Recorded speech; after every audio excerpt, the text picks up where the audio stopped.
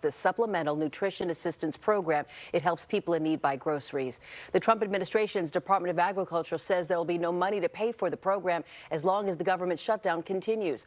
Our Ali Rasm is live in studio. To Ali, explain how local governments and organizations are responding to this. Well, in blunt language, the U.S. Department of Agriculture put it this way, quote, "The well has run dry," meaning the Trump administration will not be funding the SNAP food assistance program used by 42 million Americans as the government shutdown enters its second month this weekend. The SNAP program is also known as CalFresh here in California. The program's operated by local governments, but the bulk of the money for it comes from the federal government.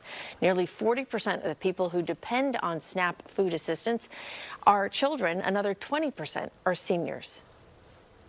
These are seniors who built their lives here before this region became known as Silicon Valley and tech innovation. These are the children of the people who clean our homes and offices. These are the veterans who live in affordable housing that this county and nonprofits built nearby.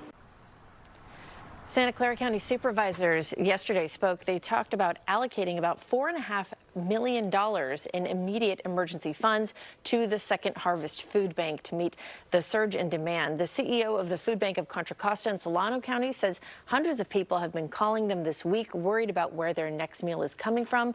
The food banks say cash donations are really what they need most right now because their purchasing power allows them to stretch their dollar and maximize the amount of food they can buy. And they're preparing and expecting to be very busy. This is definitely uncharted territory. We have experienced shutdowns in the past, the last one being in 2018, 2019, when there was a 35-day shutdown. The difference was benefits weren't delayed. People still got their benefits and were still able to go to the grocery store and feed their families.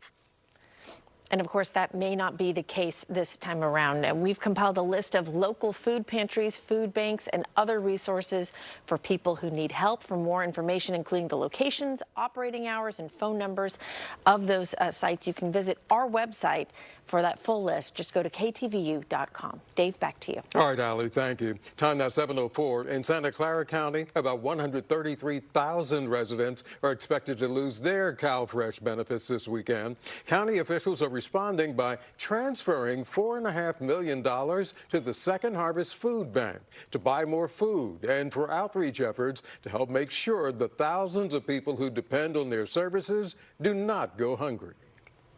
When we hear about government shutdowns and policy changes like to H.R. 1, that can feel like things that are happening very far away in Washington, D.C. But of course, they have a real impact.